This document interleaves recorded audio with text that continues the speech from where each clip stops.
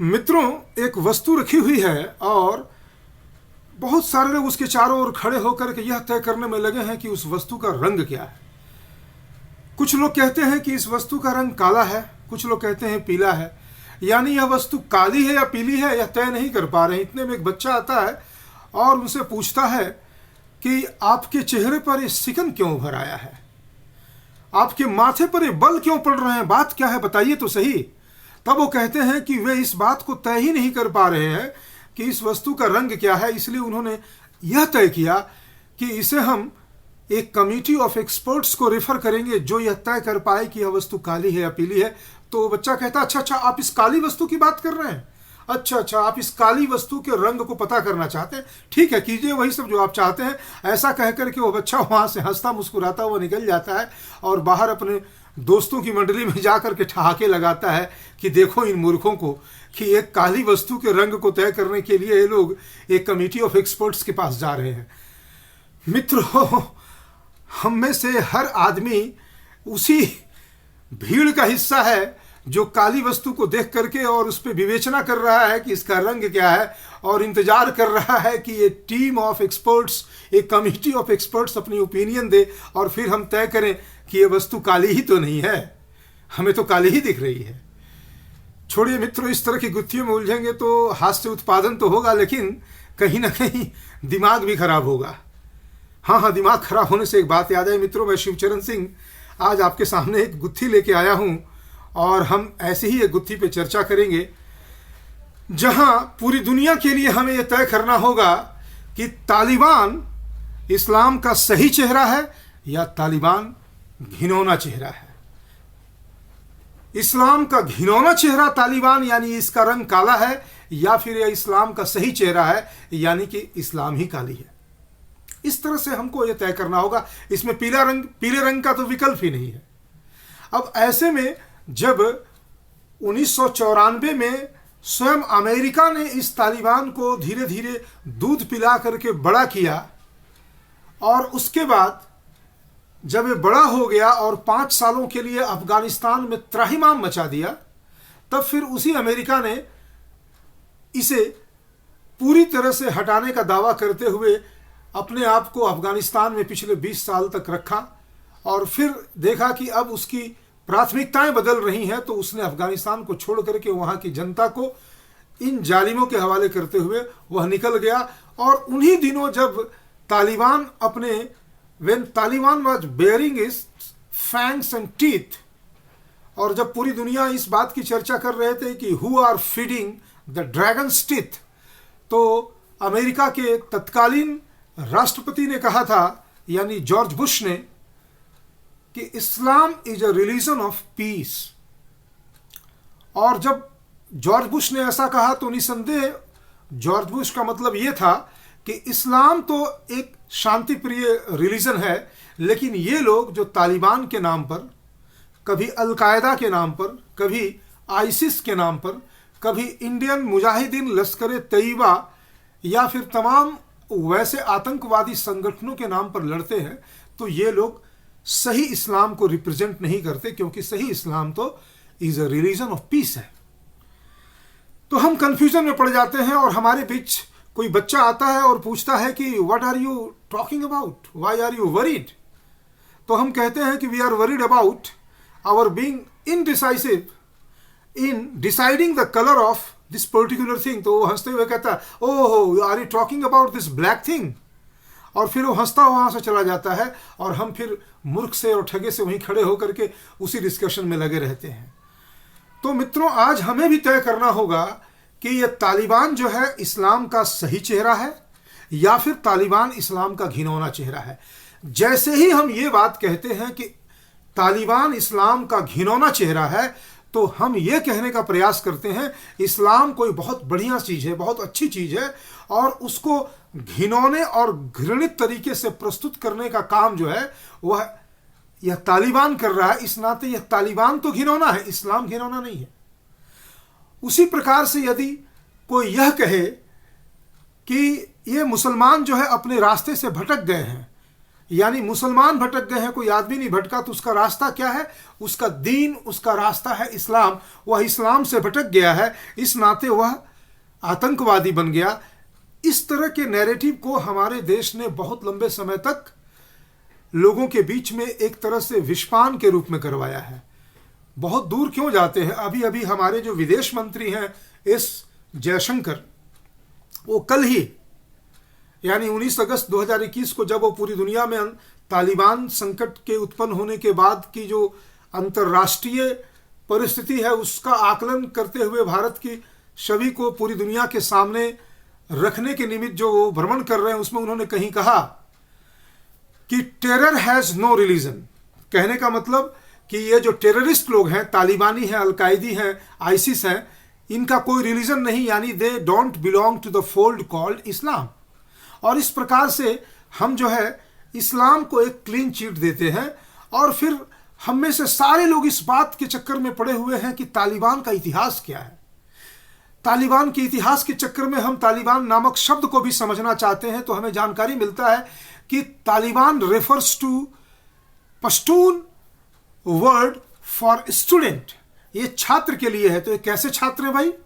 ये वैसे ही छात्र हैं जिन्हें कभी अमेरिका, अरब और पाकिस्तान इत्यादि देशों ने मदरसों में, इस्लामिक इंस्टीट्यूशंस में भेजा कि तुम कुरान हदीस से निकले हुए शरिया के रूल को अध्ययन करो और उसके छात्र बन जाओ, उसको लागू करो। तो फिर किस रूप में हम कहते हैं Islam is a religion of peace and terror has no religion? These youths, those who are pelting stones in Kashmir Valley are not true followers of Islam. They are misguided youth. They don't know what they are doing because they don't know the true Islam. ऐसे करके जो हम narrative फैला रहे हैं, तो फिर ये क्या नैरेटिव है? अब देखिए यहाँ मित्रों, सीधी सी बात है, उस छोटे बच्चे की तरह बात करनी होगी कि यहाँ पर ये जो है इस्लाम के घिनौने चेहरे ये नहीं है, बल्कि इस्लाम के ये सही चेहरे हैं। और सही चेहरे को यदि देखने से हमें घिनौना चेहरा नजर आ रहा है, तो इसका मतलब है कि इस्लाम घिनौना है। होता इसके उलट है, हम मुसलमानों से घृणा करने लगते हैं, मुसलमानों का विरोध करने लगते हैं और इस्लाम का महिमा मंडन करने लगते हैं, जिस प्रकार से जॉर्ज बुश ने किया कि Islam is a religion of peace. जिस प्रकार हमारे विदेश मंत्री कह रहे हैं टेरर हैज नो रिलीजन। तो भैया हमें इस पूरी दुनिया को कोई बताएगा कि ये जो टेरर हैज नो रिलीजन कहने वाले लोग हैं, Islam is a religion of peace कहने वाले लोग हैं, क्या उन्हें इस बात की जानकारी नहीं कि ये जो तालिबानी हैं, ये इस्लाम की पाठशालाओं में बैठ करके ही टेरर सीखा है इन्होंने। ये जो आईसिस के लोग हैं, ये जो एक लाइन से 15, 20, 25 लोगों को आंख ब्लाइंड फोल्ड करके या कभी कभी हाथ सिर्फ पीछे बांध करके बिठा देते हैं और फिर धारदार चाकू से इनके गला को रेत करके उस वीडियो को सार्वजनिक कर देते हैं। ये लोग इन चीजों को कहां से सीखते हैं? यदि इस्लाम इन्हें यह नहीं सिखाता, शरिया इन्हें यह नहीं सिखाता, अभी इस्लाम में तालिबानी राज में अफगानिस्तान में जिस तरह की तस्वीरें आ रही हैं, 14-15 वर्ष की युवतियों को ये चील कौवे की तरह झपट करके अपने कब्जे में ले रहे हैं तालिबान। और कभी कभी तो बड़ा अच्छा एक नैरेटिव पेश करते हैं। अभी देखिए, मैं हाल ही में 2-3 दिन पहले कश्मीर का कोई एक्टिविस्ट है, कोई माजिद हैदरी करके है, वो किसी टेलीविजन चैनल पर बैठा हुआ था, मोस्ट प्रोबेबली GTV पर, और कह रहा था कि सब लोग उसको एक तरह से कहे कि घेर रहे थे कि तुम कहो कि तालिबान बुरा कर रहा है या फिर तुम ये कहो कि तालिबान सही है। तो उसने कहा कि हाँ, तालिबान सही है। अब मुसलमानों के बीच में किसी भी तरह का कंफ्यूजन नहीं है, विशेष करके उन मुसलमानों के लिए जो इस्लाम के ट्रू फॉलोअर हैं, उनमें किसी भी तरह का कंफ्यूजन नहीं है। वे कभी इस बात को नहीं कहते कि ये लोग दे डोंट रिप्रेजेंट ट्रू इस्लाम। वो तो कहते हैं कि हाँ हाँ, यही आईसिस वाले, यही अलकायदा वाले, यही तालिबान वाले, यही लश्कर तैयबा वाले, इंडियन मुजाहिदीन वाले और तमाम इस तरह के संगठन के लोग, they represent and they alone represent true Islam because they talk about Quran, they talk about hadith, they talk about sharia law. तो उसने कहा, वो जो मैं जिसका नाम ले रहा हूं, जो कश्मीर का एक्टिविस्ट है, सेपरेटिस्ट माजिद हैदरी, उसने कहा कि देखिए, अमित शाह को चाहिए कि हमारे देश में बलात्कार को रोकने के लिए एक शरिया का कानून लाएं। अरे कितने चालाक और शातिर लोग हैं। एक तरफ एक हाथ से तो हमारा वो सहला रहे कि हमारी दुखती रग पे हाथ रख रहे हैं, कोई क्यों कह दे कि भाई हम बलात्कारियों को दंडित नहीं करेंगे। वो जान रहा है कि इसके विरुद्ध में कोई बोलेगा नहीं, लेकिन इसी की आड़ में वो क्या कर रहा है, एक सुंदर 5 स्टार होटल में तमाम तरह के आयोजनों के बीच में चोर उचक्कों को घुसाने के लिए यदि आप उन्हें सिर्फ कोट टाई पैंट पहना करके घुसा दें तो उनका कैरेक्टर थोड़ी बदल जाएगा, उनका नेचर थोड़ी बदल जाएगा। वो तो वही करेंगे जो चोर उचक्का गिरी वो बाहर सड़कों पर करते थे। तो इसी प्रकार से ये लोग एक नैरेटिव देते हैं और ये तमाम लोग जानते हैं कि हाँ ठीक है, यही तो इस्लाम है। इनकी नज़र में जो तालिबान आज वहाँ कर रहा है वही इस्लाम है। और ऐसे लोग भारत में कल को जब कभी मेजॉरिटी में आएंगे और जब कभी इनके पास एक पोजीशन आएगा कि अपने यहाँ इस्लामिक रूल लागू किया जाए तो शरिया ही तो बचता है इनके पास। और इसको किस रूप में प्रस्तुत किया जाता है, डोंट ड्रिंक, शराब मत पीना, लड़कियों को गलत तरीके से प्रस्तुत मत करो, उनको हिजाब में रखो, उनके चेहरे को विज्ञापित करके धन अर्जित मत करो। तो बड़ा ही बोम्बास्टिक, ये करो वो मत करो, वो मत करो ये करो, ऐसे करके डूड्स एंड डोंट्स की जो एक लंबी लिस्ट बनाते हैं। सुनने में और लोगों को बताने में कभी कभी कुछ लोग हम में से कह बैठते हैं अरे देखो भाई ये बहुत जरूरी है, तो इसी तरह से होना है। ठीक है, अगर हम कुछ ऐसी चीजों को नहीं रखेंगे जो लोगों को अपील करे तो फिर हम अपीलिंग कैसे लगेंगे। लेकिन तुम इस तरह के तो don't go to the amusement parks, don't drink, don't womanize, don't wine वगैरह वगैरह बातें करते हैं। लेकिन तुम इन सबों को करने के बाद तुम क्या करते हो, तुम कहते हो कि 14 से 45 वर्ष की जितनी भी छोटी युवतियां, विधवाएं और महिलाएं हैं उनको हमको दे दो, we need some kind of entertainment in our free hours. और उन्हें नहीं दोगे तो नोच के ले जाएंगे। महिलाएं कहीं काम नहीं कर सकती क्योंकि उन्हें बुर्के में और घर में रहना चाहिए। इस तरह की बातों को कर कर एक तरफ तुम यह साबित करना चाहते हो कि हम महिलाओं की हिमायती, हम चाहते हैं कि वे घर में बैठे आराम से खाएं पिए, लेकिन दूसरी तरफ तुम महिलाओं को नोचने खसोटने का, एक कहें कि चील कौवे की तरह एक निरीह प्राणी के शरीर की बोटियां बोटियां नोचने के लिए तुम प्रस्तुत हो जाते हो, क्रूर अधर्मी लोग। तो ऐसे में शरिया को इस रूप में प्रस्तुत करते हैं दुनिया के सामने, मानो दुनिया को डिसिप्लिन और एक बहुत ही खूबसूरत जगह बनाने के लिए शरिया है। लेकिन शरिया बनाने वाला, शरिया को इस दुनिया को देने वाला, वह स्वयं कैसा था, उसके खलीफा कैसे थे। और आज उन्हीं खलीफाओं के ये जो तमाम सैकड़ों चेहरे के रूप में उभरने वाले तालिबान, आईसिस और अलकायदा, लश्कर तैयबा और इंडियन मुजाहिदीन किस्म के लोग हैं, ये वही तो हैं। वैसे में यदि कोई बारंबार ये कहे कि Taliban is just as many as 26 to 25 years old, 27 to 26 year old, तो इसमें हमें तुरंत समझ जाना चाहिए कि इस्लाम के नाम पर बनने वाला कोई भी संगठन 25-50 साल, 20 साल, 26-27 साल पुराना नहीं है। हम इस तरह से मिसगाइड ना हो। इस तरह के हर संगठन की बुनियाद 610 में 2 व्यक्तियों ने एक साथ रखी, यानी वो था एक मोहम्मद और एक थी उसकी बीवी खादीजा। और उसके बाद 632 में उस बुनियाद को पुख्ता करने के लिए खलीफाओं का सिलसिला छोड़ दिया इस दुनिया में। ऐसे में हम जो बारंबार कंफ्यूज कर रहे हैं कि ये तालिबान और ये जो आतंकवादी लोग हैं, ये लोग गलत इस्लाम को प्रस्तुत कर रहे हैं, तो यहाँ पर एक बात और आती है कि तब फिर दुनिया में जो करोड़ों लोग मुसलमान बने हुए हैं, क्या इस्लामिक नहीं है? नहीं, ये लोग इस्लामिक नहीं है। जिस प्रकार से करोड़ों हिंदू होने के बाद भी वे फ्री हैं, वे फ्री रहना चाहते हैं, वे अपने आप को किसी भी तरह के स्ट्रिक्ट एक परंपरा में नहीं देखना चाहते हैं। और हालांकि यहाँ का फ्रीडम, इस्लाम में तो फ्रीडम है ही नहीं, उसी तरह का फ्रीडम दुनिया का हर व्यक्ति चाहता है। जब उसके अंदर का मानव जागेगा, उसके अंदर की चेतना जागेगी, तब वह जानना चाहेगा कि जीवन का रास्ता क्या है। और कहीं से उसको गलत रास्ता मिलेगा तो उसे छोड़ पाने में भी समर्थ होगा, और जब उसे एक अच्छा रास्ता मिलेगा तो उस रास्ते को पकड़ पाने में भी समर्थ होगा। ऐसी परिस्थिति का निर्माण तब होता है जब आप उन्मुक्त से मतलब उच्छृंखल नहीं, बल्कि विचारों की उन्मुक्तता के एक ऐसे आकाश तले जीते हैं जिसे आप सनातन परंपरा कह सकते हैं। तो वैसे ही सब लोग रहना चाहते हैं। अफगानिस्तान में यदि तालिबान के पहले जो 20 वर्ष बीते हैं, जब एक डेमोक्रेटिक सिस्टम था, तो ऐसा नहीं था कि तालिबान लोग धमाका नहीं करते थे। हम हर तीसरे चौथे दिन सुनते थे कि आज इंडियन एम्बेसी के सामने एक धमाका हुआ जिसमें इतने लोग हलाक हो गए, आज फलानी जगह पर धमाका हुआ, इतने लोग ऐसे हो गए। पाकिस्तान में तालिबानी पहुंच करके ये कर देते हैं, वहां पहुंच करके वे कर देते हैं। भारत में पकड़े गए आतंकियों में से 2 लोगों के तार जुड़े हैं तालिबान से, एक किसी आतंकी का तार जुड़ा है अलकायदा से। इस तरह की खबरें तो हम सुनते, ये कभी भी शांत नहीं बैठे थे, ये अपने टेरर नेटवर्क के साथ यानी इस्लामिक नेटवर्क के साथ हमेशा थे। तो ऐसे में जो बाकी के लोग आज जो हजारों हजार की संख्या में अफगानी लोग भाग रहे हैं, यदि तालिबान जो है ट्रू इस्लाम को रिप्रेजेंट करता है और ये भागने वाले भी इस्लामिक ही है, तो फिर भाग क्यों रहे हैं?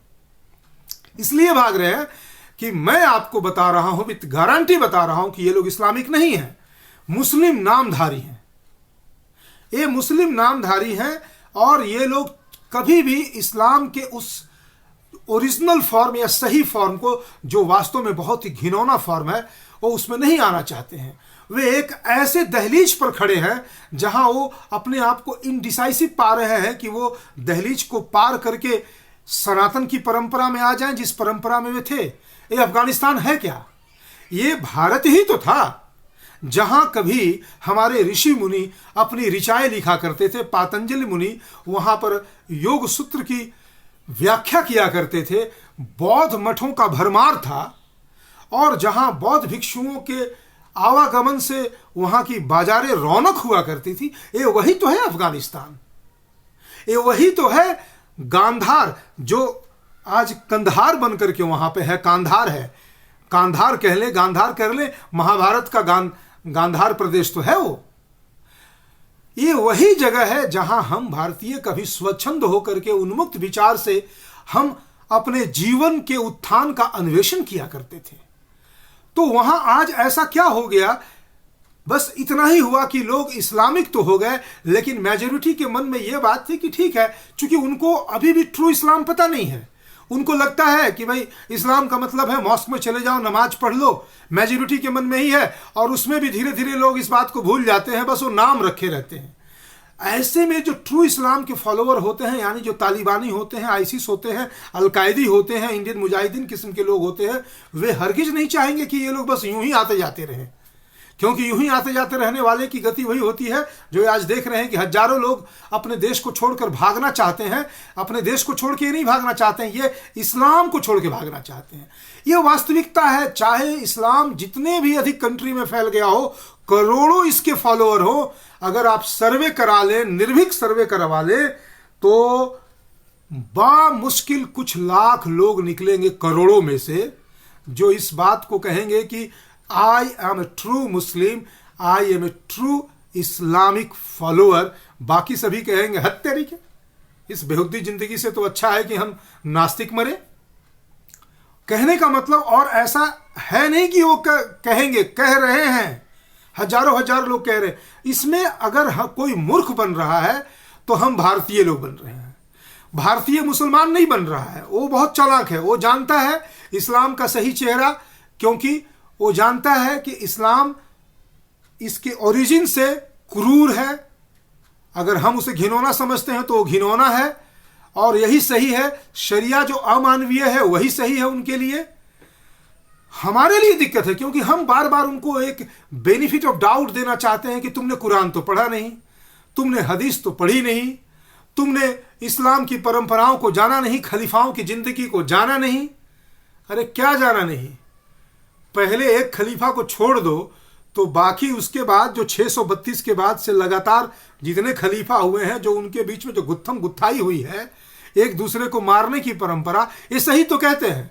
पूरी दुनिया अगर इस्लामिक हो जाएगी तो पूरी दुनिया का उसी दिन खात्मा हो जाएगा, डे ऑफ जजमेंट आ जाएगा, क्योंकि उसके बाद इनको आपस में लड़ने के सिवा कुछ बचेगा ही नहीं। बस एक दूसरे को मारेंगे, काटेंगे और फिर कहेंगे कि जब मार ही काट रहे हैं तो थोड़ा जल्दी मार काट मचाएं, क्योंकि सभी मर करके दब करके कब्रिस्तान में पहुंच जाएं और फिर उसी दिन डे ऑफ जजमेंट आ जाए। और फिर जो लोग बढ़िया से लड़ करके गाजी मुल्ला हाजी हुए हैं उन्हें ऊपर की जन्नतें मिले, जहां पे 72 हूरें, जिन हूरों के लिए ये लोग मासूम कमसिन निर्दोष बच्चियों को चील कौवे की तरह झपट रहे हैं आज अफगानिस्तान में तालिबान, वहां पर वे इसको यूं ही मिल जाएं और फिर उन हूरियों के साथ ये जन्नत में अरे बेटे तुम लोग जन्नत में जा करके क्या करोगे, दोजख तो तुम्हारा इंतजार कर रहा है, और इंतजार नहीं कर रहा है, जाके कब्र से उठा करके किसी ऐसे गाजी वाजी हाजी से पूछो वो आज किस तरह के दोजख में पड़ा है। तो ये बातें होंगी।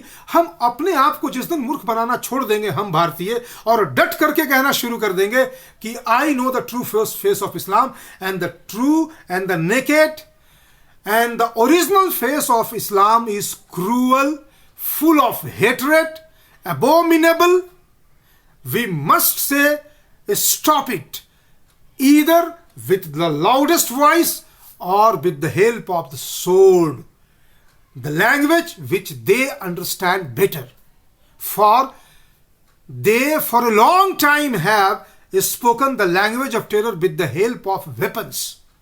तो हम उन्हें समझा पाएंगे, ऐसी स्थिति में तब आएंगे ना जब हम स्वयं इस बात को समझ लेंगे। तो तालिबान को लेकर के एक जो छोटा सा प्रश्न है कि Taliban true face of Islam है या फिर तालिबान जो है वो कहीं ना कहीं से एबोमिनेबल फेस ऑफ इस्लाम है। तो मित्रों बात ऐसी है कि ये एबोमिनेबल फेस ऑफ इस्लाम नहीं है, क्योंकि तब ऐसी बात हो जाती है कि इस्लाम के कई चेहरे हैं, उनमें से एक चेहरा जो है एबोमिनेबल है और बाकी चेहरे अच्छे हैं, तो हमको अच्छा चेहरा अपना लेना चाहिए। इनफैक्ट जो तथ्य है वो ये है कि इस्लाम पूरी तरह से abominable, full of hatred, cruelty, inhuman है। इसलिए इसको बार बार इस तरह का बेनिफिट ऑफ डाउट देना, चाहे वो ये जो जॉर्ज बुश करे या फिर हमारे एस जयशंकर करें और कहें कि नहीं नहीं नहीं, Islam is a religion of peace and we need to understand it in a better way, they don't represent true Islam, we need to make them follow the true Islam by way of making them realize the original message of Islam and Muhammad and hadith and Quran etcetera. तो इस तरह के बकवास में पढ़ने से अच्छा है कि हम इसको सही रूप में समझें, और उनके फोल्ड में जो इनोसेंट लोग बेचारे फंसे हुए हैं उनको यदि हम बचा लें, निकाल लें तो ठीक है। नहीं निकाल सकते तो कम से कम हम इतना तो कर सकते हैं कि सही चीज़ को समझ के सही वक्त के इंतजार में अपना समय गुजारें, कम से कम बकवास में ना फंसें, झूठे इस तरह के फंदेबाजी में ना पड़े कि इस्लाम ये है और ये नहीं है, वो है और बस वो है किसी वस्तु का रंग। जैसे उस बच्चे ने कहा ना कि अच्छा आप लोग are you talking about this black thing, अरे भाई जब वो ब्लैक कह रहा है तो फिर ब्लैक कह रहा है, फिर फालतू बातें करने का स्कोप कहाँ बचता है। बस यदि इस्लाम ब्लैक है तो ब्लैक है, there is no scope for एलोइश Islam. Anyway, thank you for today.